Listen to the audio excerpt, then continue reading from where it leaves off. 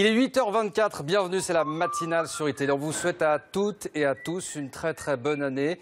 Bonne année à vous aussi, Frédéric Lefebvre. Bonne année à vous et bonne année à vous tous. Merci d'être avec nous ce matin, ancien ministre, député des Français de l'étranger pour la zone États-Unis-Canada, poète à 16 heures aussi. On retrouve un très beau poème de vous que j'ai vu hier sur Twitter. Je voudrais vous faire d'abord écouter François Hollande, c'était hier lors de ses vœux à la nation. Écoutez. Un plan massif de formation des demandeurs d'emploi sera lancé. 500 000 personnes de plus seront accompagnées vers les métiers de demain. Mais chacun sait que c'est dans les PME que les emplois se créent. Aussi, de nouvelles aides à l'embauche seront introduites dès le début de la nouvelle année. Enfin, les filières de l'apprentissage seront largement ouvertes. Je fixe l'objectif qu'aucun apprenti ne soit sans employeur et qu'aucun employeur ne demeure sans apprenti. Tout jeune doit être en formation ou en emploi, quelle qu'en soit la forme. Voilà l'une des annonces de François Hollande hier. Pas un employeur sans apprenti, c'est crédible ça? Écoutez, en tout cas, c'est, je crois, la volonté politique sur la principale attente des Français qui s'est exprimée hier, et ça, je m'en félicite. Je vais pas... Vous savez, c'est souvent convenu. Hein. Moi, je suis député de l'opposition et donc on doit dire du mal. Et moi, je crois, et je veux le dire en ce début d'année, même si je l'ai déjà dit l'année dernière, mais je veux le dire avec force en ce début d'année, il faut un changement d'attitude. Il faut que nous puissions dessiner une nouvelle identité politique française. Et je dois dire que quand j'ai écouté le président de la République hier, quand j'ai vu qu'il avait concentré son intervention sur à la fois la question de la sécurité et sur la question du chômage, quand il a évoqué évidemment l'état d'urgence, après les drames que nous avons vécus tout au long de cette année dernière, et avec ce 13 novembre terrible, j'ai beaucoup apprécié qu'il emploie ensuite le terme état d'urgence pour parler de la situation économique. J'ai appelé, moi, c'était en mars dernier, à un Grenelle de l'emploi. Et j'ai invité le président de la République à l'époque à associer la droite et la gauche, c'est-à-dire les élus de ma formation politique, mais aussi les élus socialistes, évidemment, pour que nous puissions, sur cette question, nous additionner. Et j'ai vu, moi, avec beaucoup de plaisir, qu'au lendemain des régionales, qui ont été une claque monumentale pour les partis politiques, parce que je vous rappelle quand même que sur 45 millions d'électeurs, 30 millions ont décidé de faire un bras d'honneur à ma formation politique comme au Parti socialiste, puisque vous avez 6,5 millions de gens ou 7 millions qui ont voté pour le Front National, vous avez plus de 22 millions qui sont abstenus, et puis vous avez plus d'1 million 200 000 ou 300 000 qui ont voté blanc. Et donc ça fait 30 millions de Français qui aujourd'hui appellent les hommes et les femmes politiques à changer. Un changement, vous avez parlé de ce Grenelle de l'emploi et c'est vrai que ça fait longtemps que vous parlez de cette collaboration nécessaire entre la gauche et la droite. Objectivement, il faut agir aujourd'hui. Est-ce que vous voyez vraiment Manuel Valls, François Hollande travailler main dans la main avec Nicolas Sarkozy? Écoutez, peu importe, moi je ne veux même pas personnaliser. Moi, ce que je vois... En l'occurrence, ce sont les gens au pouvoir et les gens de l'opposition. Oui, mais enfin écoutez, moi je fais partie... bien obligé de personnaliser. Bien sûr, mais je veux juste vous faire réfléchir à quelque chose. Quand j'avais fait au lendemain d'une intervention du président de la République, j'avais fait un chiche qui avait fait couler beaucoup d'encre. Et je veux prendre le président de la République au mot aujourd'hui. Quand j'avais fait ce chiche, à l'époque, j'avais voté le pacte de responsabilité. J'étais le seul député UMP à l'avoir fait.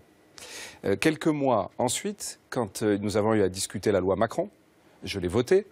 Et je n'étais plus seul. Nous étions une trentaine de députés de l'opposition. Et vous étiez le seul à avoir voté le pacte de responsabilité à l'époque? Le seul. Mais ce qui est intéressant, c'est que quelques mois après, je n'étais plus seul. Ouais. Il y avait une trentaine. Je parlais du Grenelle de l'emploi. J'ai vu avec beaucoup de bonheur que Jean-Pierre Raffarin avait relayé cette idée au lendemain des élections régionales. J'ai vu que Xavier Bertrand ou Christian Estrosi, confrontés à la réalité, parce qu'ils ont mené des campagnes difficiles. Donc ils ont rencontré les Français. Frédéric Lefebvre, regardez ce tweet de Jean-Pierre Raffarin, puisque vous me parlez de Jean-Pierre Raffarin, c'était hier soir. François Hollande et le chômage, il s'agit moins d'inventer de nouvelles aides que d'alléger les charges et les contraintes des entreprises. Il y a encore du chemin à faire quand même, hein, pour associer, pour retrouver un compromis entre ces... Mais il faut se mettre autour de la table, parce que je vais même vous dire, nouvelles aides, allègement des charges. Ça, c'est un discours qui est un discours que les Français entendent depuis des décennies. Il ne faut pas oublier quand même que notre pays, avec un taux de chômage qui est 2 fois supérieur à celui des États-Unis, pays que je connais bien, 2 fois supérieur à celui du Royaume-Uni, plus de 2 fois supérieur à celui de l'Allemagne. Ce quinquennat, c'est 700 000 chômeurs de plus, mais franchement, est-ce qu'on peut se renvoyer la responsabilité quand on voit nous-mêmes les résultats que nous avons eus sur le chômage? Et donc, il faut s'additionner, mais il faut imaginer de nouvelles choses. Moi, j'ai un think tank qui s'appelle Nouveaux Horizons. On bosse sur le chômage avec des acteurs économiques et on est en train d'essayer d'inventer de nouvelles choses. J'étais, par exemple, dans le 15e arrondissement, pas très loin d'ici, avec une entreprise formidable qui s'appelle Illumination MacGuff, qui fabrique tous les grands dessins animés, tous les gros blockbusters américains. C'est en France. Il y a des centaines de jeunes qui bossent. J'interroge ces jeunes, je m'aperçois qu'ils sont tous sur statut d'intermittent du spectacle. Et tout d'un coup, je me dis, on a aujourd'hui un statut de salarié qui devient de plus en plus bancal, qui n'intègre pas les disruptions, les interruptions permanentes. Il faut réinventer les questions de portabilité des droits. On a des travailleurs indépendants qui aujourd'hui ne sont pas protégés. Et donc, je suis en train de travailler sur un nouveau statut. Ça, c'est une question qui peut permettre de régler en grande partie le problème du chômage. Vous dites qu'il faut s'additionner, oui. En parlant de la gauche et de la droite, bien sûr. Vous êtes pour l'UMPS, au fond? Alors, c'est intéressant parce que c'est parfois ce qu'on m'a fait comme reproche en me disant « vous nourrissez l'UMPS ». Je pense exactement le contraire. Et je pense qu'il faut arrêter de se laisser intimider. Vous pensez le contraire ou vous pensez que l'UMPS, ça peut être une bonne chose? Non, je pense le contraire parce que l'UMPS, c'est un slogan qui a pour objectif de nous intimider et de nous empêcher de faire ce qu'attendent les Français. Ce qui se fait d'ailleurs dans la plupart des pays du monde, y compris d'ailleurs en Europe, il y a 28 pays, je vous rappelle qu'il y a 19 coalitions, c'est-à-dire que quand il y a un problème majeur pour le pays, on doit, c'est la logique, c'est le bon sens, c'est le sens même de notre engagement, essayer de trouver des solutions et s'additionner. J'ai commencé ma vie politique, j'étais la petite main de Jacques Chaban-Delmas à son cabinet quand il était président de l'Assemblée nationale. Pour réformer, il faut additionner. C'était son message. Mais je crois à ce message plus que jamais aujourd'hui. Et quand on me dit UMPS, je vais vous dire ce que c'est que l'UMPS, au fond, qui fait que ça nourrit cette colère d'un certain nombre de nos compatriotes. C'est pas que sur le chômage, on s'additionne. C'est qu'ils voient bien que, par exemple, moi, on me reproche, quand je vote la loi Macron, de le faire, en disant « tu vas nourrir François Hollande et le Parti socialiste ». J'ai pas vu un Français qui me l'ait reproché, pas un acteur économique qui me l'ait reproché, j'ai vu que des gens qui m'ont remercié. Par contre, quand il a fallu empêcher Marine Le Pen de faire une émission de télé à France Télévisions et que le président de ma famille politique, avec le responsable du Parti socialiste, se sont retrouvés ensemble pour intervenir, là, ça a gêné personne. C'est ça qui gêne les gens. C'est que l'UMPS ne s'occupe pas des Français. C'est-à-dire que les Républicains, le Parti socialiste, ils doivent aujourd'hui, quand je parle de changement d'attitude, se concentrer sur les problèmes de nos compatriotes. Et on va en reparler de ce... Au lieu de s'occuper uniquement d'eux-mêmes, avec cynisme, en s'occupant des élections, des petites boutiques et des petites histoires politiciennes. Ce que vous appelez une nouvelle identité politique. On va y revenir dans un instant. Je voudrais vous entendre sur la déchéance de nationalité. C'est la polémique qui dure depuis plusieurs jours maintenant. François Hollande a confirmé hier qu'il restait sur cette position. Ce sera au Congrès d'en décider. Vous êtes l'un des rares à droite, finalement, à avoir annoncé que vous voteriez cette mesure. En quoi c'est mieux, cette déchéance, que, par exemple, l'indignité? Alors, d'abord, il y a une première chose, c'est que le président de la République, au lendemain du 13 novembre, vous vous en souvenez, était à Versailles, au Congrès. Moi-même, je suis rentré de Houston pour pouvoir assister au Congrès à Versailles. Nous étions, pour l'essentiel, les parlementaires, de droite comme de gauche, debout. Nous avons applaudi le président de la République, nous avons chanté la Marseillaise. Dans ce discours, il a clairement annoncé cette mesure. C'est pas parce qu'on applaudit à la fin qu'on est d'accord sur tout. Oui, mais j'ajoute que cette mesure, il se trouve qu'elle était en réalité demandée par beaucoup, notamment dans ma famille politique. Quand je parle de changement, par le FN aussi, notamment quand je parle de changement d'attitude, je dis qu'on ne peut pas réclamer quelque chose et parce que le président de la République décide de le faire, tout d'un coup, tout faire pour essayer d'empêcher de le faire. Ça, c'est la vieille politique. Ça, et encore la vieille politique, les gens... J'ai écrit un livre, vous savez, qui s'appelle Vue du ciel, où j'ai essayé de faire renaître à travers le général de Gaulle et François Mitterrand, la politique d'aujourd'hui. La vieille politique, les Français la respectaient. C'est la politique d'aujourd'hui qui ne respecte plus. Et donc, il faut inventer cette nouvelle politique pour demain. Et cette nouvelle politique pour demain, elle passe, je le disais, par un changement d'attitude. Elle passe donc, sur une question comme la déchéance de nationalité, à sortir des faux débats. Or, c'est un faux débat. Quand vous avez... Il n'y a pas de risque en inscrivant cette mesure dans la Constitution de provoquer ensuite, plus tard, des dérives. Aujourd'hui, on parle des terroristes, on pourra peut-être parler des criminels dans quelques années. Alors justement, d'abord, quand vous inscrivez quelque chose dans la Constitution, par définition, vous devez avoir, si vous passez par le Congrès, une majorité des 3/5, et ça veut dire que la loi, ensuite, ne peut pas le défaire. Donc vous protégez finalement le pays de lois de circonstance. C'est déjà une première chose. Mais ensuite, sur le principe même de la déchéance, j'ai entendu tellement de bêtises. Et surtout, j'ai vu que, comme d'ailleurs l'avait annoncé Benoît Hamon lui-même au lendemain des élections régionales, il avait dit, pour répondre au Front National, il faut raviver le clivage droite-gauche. Je pense exactement l'inverse. Or, une grande partie aujourd'hui du Parti socialiste pense, avec cette affaire de déchéance de nationalité, pouvoir raviver le clivage droite-gauche. Et du coup, ils disent n'importe quoi, notamment en expliquant que ça remet en question le droit du sol. Or, j'invite tous les Français qui sont ici, c'est facile, vous allez sur Internet, vous tapez sur le Code civil, article 23-7, article 23-8, et vous verrez que la déchéance de nationalité, la perte de la nationalité, ça existe déjà dans notre droit. Il se trouve que ça existe pour des situations du type espion, par exemple, ou des gens qui travaillent au service de l'étranger. Je ne vois pas pourquoi on ne pourrait pas l'utiliser contre les terroristes. Donc, quand je dis que c'est un faux débat, moi je pense même, voyez-vous, j'ai réfléchi, et j'ai écrit une tribune sur cette question, et j'entends quand on dit qu'il faut traiter tous les Français de la même façon. Moi, ça ne me choquerait même pas. J'ai appelé ça d'ailleurs le bannissement. C'était le terme pour parler de la perte de nationalité. Y compris un Français qui n'a pas d'autre nationalité, s'il est terroriste, puisse être déchu de sa nationalité. Pour aller où ? Et voilà. Et c'est toute la question de la patridie. Mais ça veut dire que si vous êtes apatride aujourd'hui, vous avez un statut qui vous met dans l'insécurité. Or, moi, je pense qu'il faut mettre les terroristes dans l'insécurité. Et apatride, ça ne veut pas dire que vous n'êtes nulle part, évidemment. Mais ça veut dire que, par exemple, si vous êtes en France, vous l'êtes.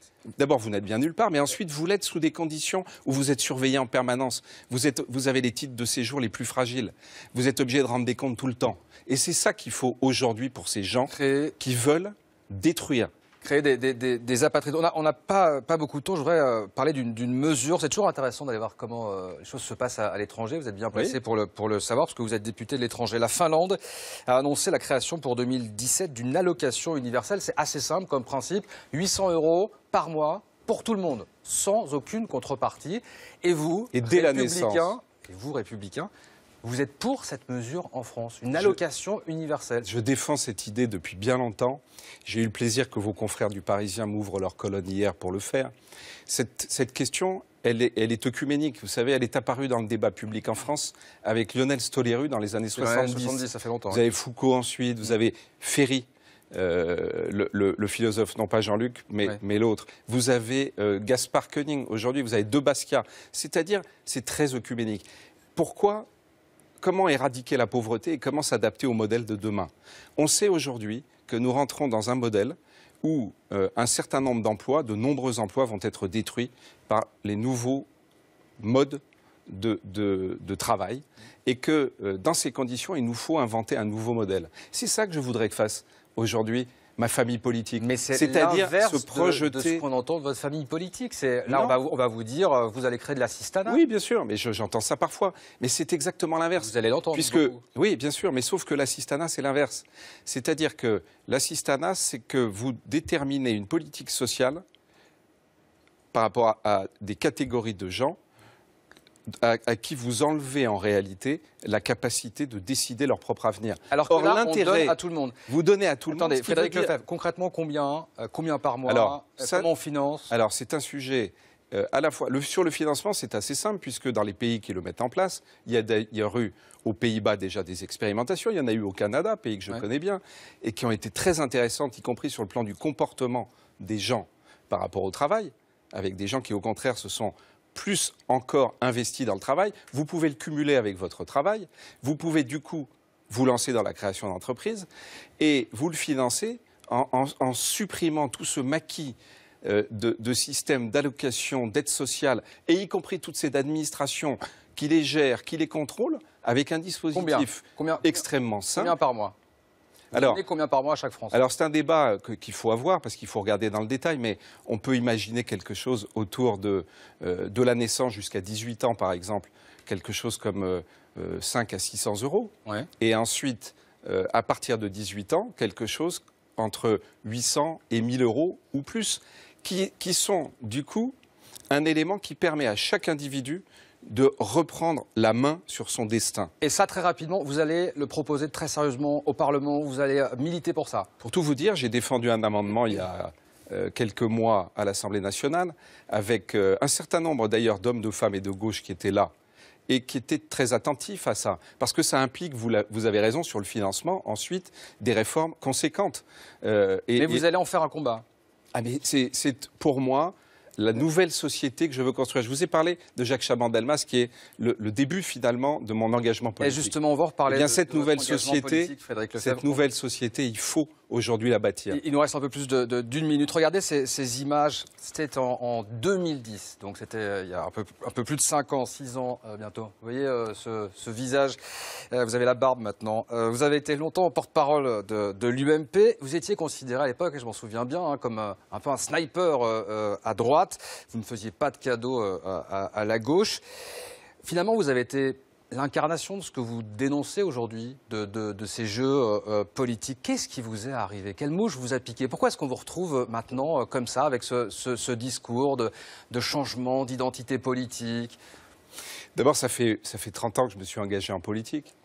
J'ai vécu le dernier quinquennat avec la mission difficile qui était la mienne, qui était de riposter aux attaques permanentes à l'époque de l'opposition contre la majorité, le gouvernement en place. Quoi que faisait Nicolas Sarkozy, son gouvernement, c'était toujours mal. Et je me suis promis que je ne ferais pas la même chose dans l'opposition.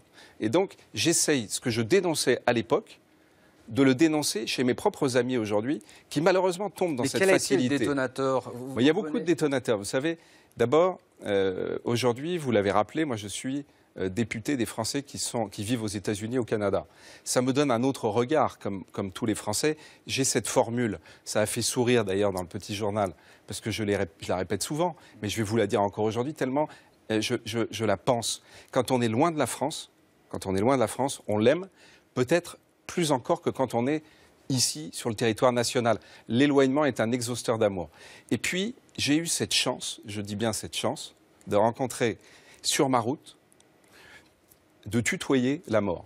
Et quand vous tutoyez la mort, vous comprenez que la vie, vous devez la vivre avec une seule mission, mettre votre énergie positive au service des autres. C'est ce que je fais. Frédéric Lefebvre, on a vraiment plus le temps, c'est terminé, donc je voudrais vraiment en un mot, pour la primaire qui s'annonce, est-ce que vous avez déjà choisi votre candidat? En vous écoutant, on pense plutôt que vous allez du côté d'Alain Juppé plus que de Nicolas Sarkozy? Je vais vous dire la vérité, je n'ai absolument pas décidé aujourd'hui. Je pense que 2016 doit montrer, dans ma famille politique, dans l'opposition, mais aussi dans la majorité, ce changement d'attitude. Or, moi, la seule chose qui m'intéresse aujourd'hui, c'est qui va être en situation de redonner aux Français un espoir, qui est un espoir qui est perdu depuis tant d'années. Et il n'y a pas de fatalité. Parce que moi, je crois à cette France mondiale, que je vois, que je vis. Cette France mondiale, aujourd'hui, elle est capable de donner du travail à tous ses enfants. Elle est capable d'inventer un nouveau modèle. Et ce nouveau modèle, aujourd'hui, je suis incapable de vous dire qui sera en situation de l'incarner. J'espère que 2016, au-delà même de la campagne des primaires et de tout, va faire naître cette volonté de changer d'attitude. Merci Frédéric Lefebvre. Encore une très bonne année 2016. À vous et à vos proches. La matinale se